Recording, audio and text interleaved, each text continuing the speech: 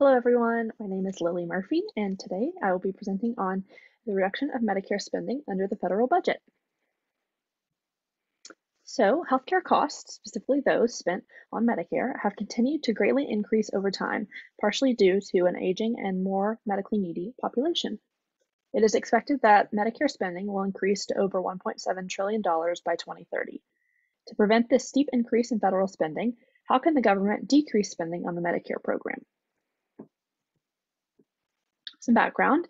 In 2020, Medicare consisted of 12% of the federal budget. This is $776 billion. Now, Americans deserve the support of these federal programs and they should not be repealed, but there has to be a more cost-effective way of implementing them.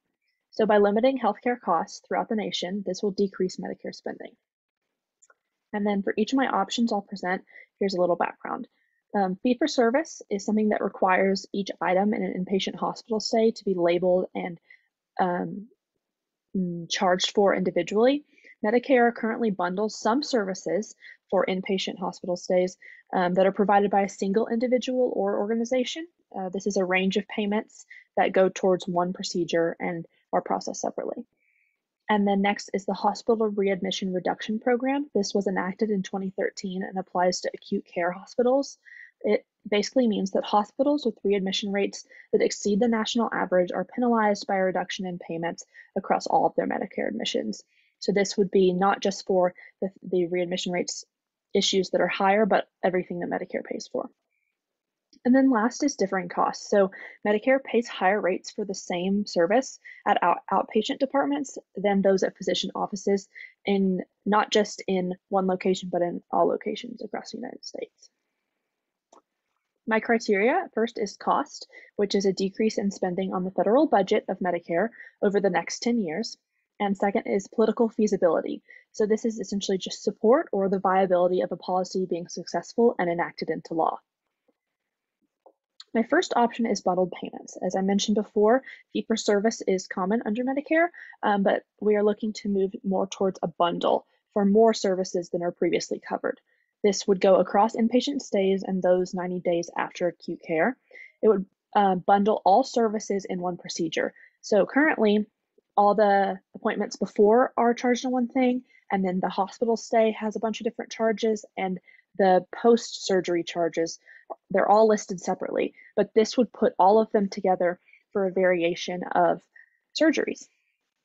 So the savings would be $40 billion over the next 10 years, but feasibility-wise, while it decreases costs, which is beneficial, it raises some concerns of quality because if people are not having to pay for every single service, things might be left out, which would not be what the person wants.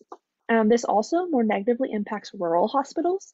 This is because rural hospitals already have a problem getting what's needed for these surgeries, and so by doing this, they would have to consume some of the cost, and so it would more impact rural hospitals and lead them to some closures. Second is expanding the hospital reauthorization penalties. So this already exists. It's focused on a set of readmissions after initial hospitalizations for what's listed below: heart attack and heart failure, pneumonia, COPD, hip and knee replacements, as well as coronary artery bypass grafts. So this option would expand it to a larger range of services, more than just what's covered here, that also have preventable readmissions, lots of surgeries, and different illnesses.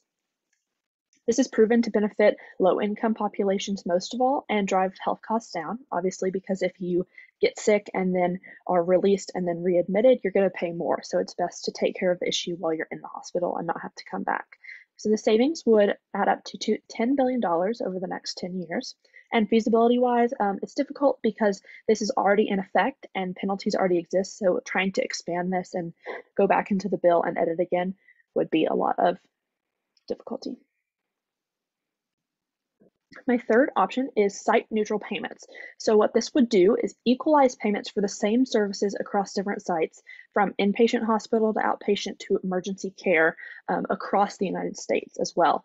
So this includes clinic visits, imaging, and drug administration, the payments associated with them. Geographic location shouldn't impact cost of services, so this helps eliminate this difference in charges across the United States.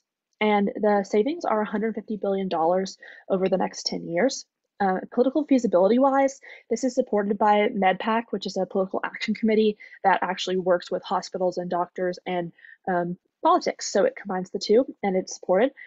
This also has been put forth by both the Obama and Trump administrations. My recommendation, therefore, is option 3, the site neutral payment policy that equalizes costs.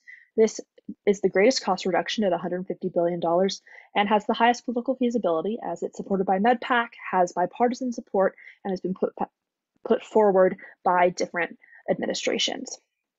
With the support of the Help Committee, I feel like this could go be the most supported because they put forth a lot of health related bills and would like to find a way to decrease Medicare costs while keeping quality of care high, which is what this would do. Thank you.